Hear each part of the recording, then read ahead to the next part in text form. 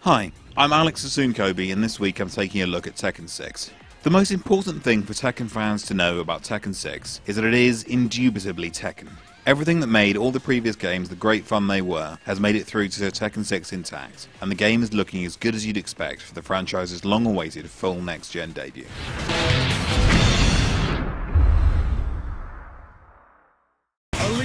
The character roster is nothing short of ridiculous, with over 40 characters playable in the standard arcade and versus modes, many of whom have new outfits alongside more traditional ones. Among this mind-bending roster are 6 all-new characters, 4 introduced when the first Tekken 6 machines hit Japanese arcades in 2008, and 2 more who came in when the Bloodline Rebellion expansion was released several months later. Of these, the most fun by a stretch is Alyssa Boskonovich, the latest robotic character to enter the fray. She has a bewildering array of moves, many of which seem to involve her growing wings, losing limbs, or, in at least 2 cases that we found, actually losing her head. Another useful trick Alyssa has up her sleeve, in this case literally, is a pair of chainsaws that can be extended from her arms at will, opening up a new set of moves, which include swipes, throws, and general arsehattery of the highest order. She doesn't play very much like any other character in the series, which makes her something of a handful to deal with at first, but overall she doesn't seem overpowered.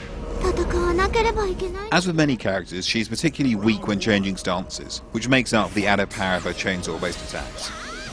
This can be compensated for by the use of offensive combos that end with a switch to the new stance, but these are sufficiently hard to pull off, like other stance dancing combos from the likes of Lei, martial law and others, that again this doesn't look likely to cause a problem.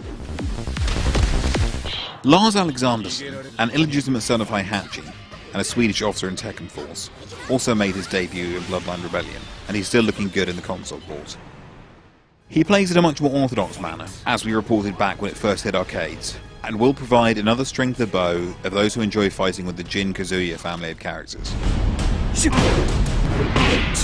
Other much-loved characters and alternates return as expected. Roger Jr. is still absurd, Panda makes an appearance being as belligerent as ever, and some of the current roster return with impressive costume changes. The level of detail on Devil Jin is particularly good, with his seriously blinged up gauntlets a sight to behold.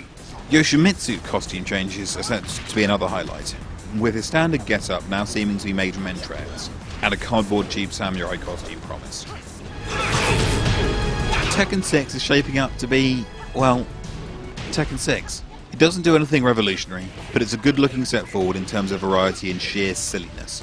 The console version is looking better than when we first saw it, and hopefully come the end of the year it will be able to sit alongside its arcade cousin with nary a hint of embarrassment. Stay tuned to GameSpot over the coming months for more on the game. We should get our long-awaited first look at the game's impressive and possibly revolutionary online features very soon.